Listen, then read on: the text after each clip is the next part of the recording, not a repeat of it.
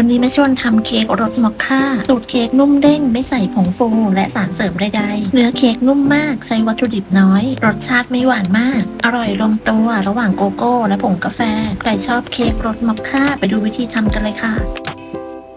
ขั้นตอนแรกเราก็มาทำการแยกไข่ก่อนจากใส่เป็นไข่ไก่เบอร์2จำนวน6ฟองแยกไข่แดงและไข่ขาวออกจากกันโดยระวังอย่าให้มีไข่แดงติดลงไปในไข่ขาวแยกไข่เสร็จแล้วเราก็จะพักไข่แดงไว้ส่วนไข่ขาวจะนำไปแช่เย็นต่อไปก็มาเตรียมถาดใช้เป็นถาดขนาด7x7x2 นิ้วตัดกระดาษให้สูงกว่าขอบถาดประมาณ1เซน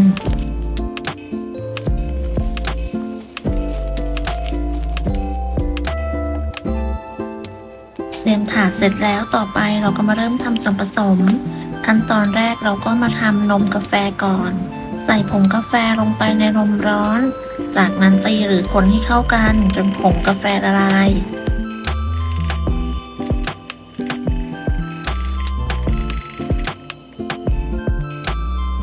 นำนมกาแฟที่มีความอุ่นและน้ำมันอุ่นใส่ผสมรวมกันในชามผสม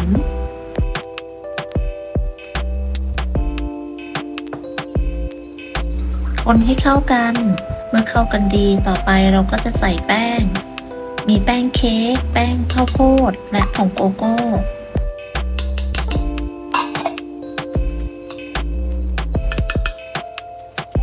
ร่อนแป้งทั้ง3อย่างลงไปในนมและน้ำมันใช้ไม้พายคนส่วนผสมให้เข้ากันจนหมดผงแป้ง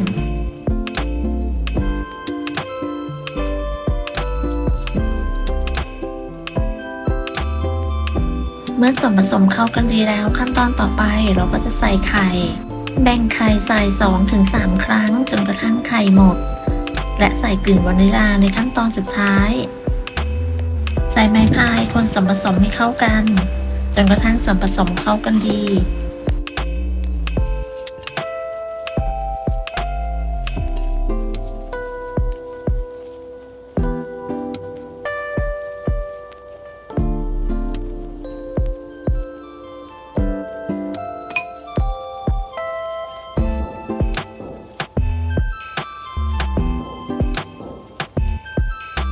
ส่วนผสมที่ได้จะมีลักษณะเนียนเมื่อได้แบบนี้แล้วเราก็พักไว้ก่อน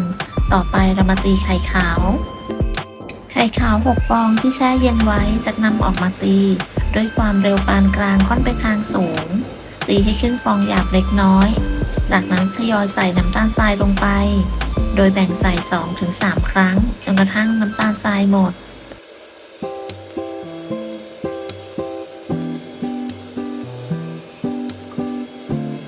ใส่น้ำตาลทรายจนหมดแล้วเราก็จะตีไข่ขาวต่อจนกระทั่งมีลักษณะเป็นสีขาวนวลเป็นริบบอนตั้งยอดอ่อนปานกลางประมาณนี้ก็ถือว่าใช้ได้จากนั้นก็จะตีต่อด้วยความเร็วต่ำอีกประมาณ30 วินาทีเพื่อเป็นการตัดอากาศ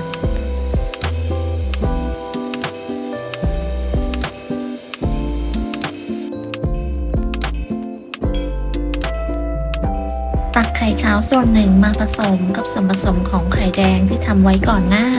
คนจะร่อมให้เข้ากันด้วยความเบามือ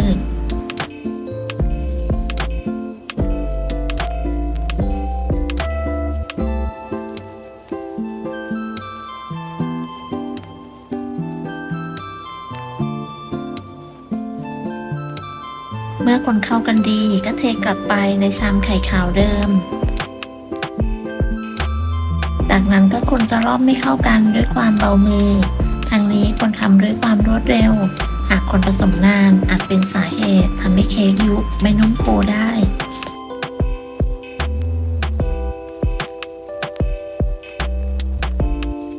ผสมจนเข้ากันดีแล้วก็นำไปเทใส่ถาดที่เราเตรียมไว้ในขั้นตอนแรกหากไม่มีถาดขนาด 7x7 ก็อาจจะใช้เป็น 8x8 หรือ 9x9 ได้หากเป็นพิมพ์กลมก็แนะนำให้ขนาด2 ปอนด์ใส่ส่วนผสมหมดแล้วก็เคาะเบาๆเพื่อได้อากาศหรือใช้ไม้สะอาดคน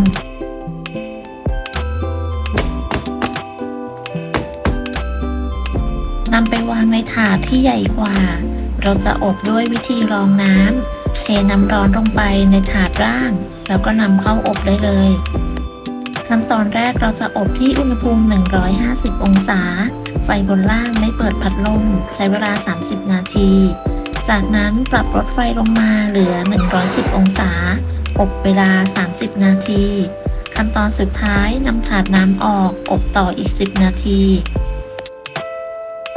ครบเวลาแล้วนำเค้กออกจากเตา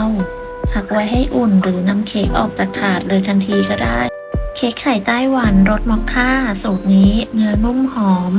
มีความนุ่มเด้งแล้วก็ไม่หวานมาก เป็นเค้กที่ทำง่ายแล้วก็ใช้วัตถุดิบน้อย ไม่ต้องใช้ผงฟูหรือครีมออฟทาทาเป็นเค้กที่มีส่วนผสมของไข่เยอะ แนะนำให้ใช้ไข่สดใหม่เค้กจะได้ไม่คาว ใครชอบเค้กมอคค่าลองทำเค้กไข่ไต้หวันสูตรนี้ดู ได้ผลยังไงอย่าลืมมาคอมเมนต์บอกกันนะคะ ขอบคุณสำหรับการติดตามรับชมคลิปนี้ หากเพื่อนๆชอบก็อย่าลืมกดไลค์กดแชร์กดติดตาม เพื่อเป็นกำลังใจให้กันด้วยค่ะ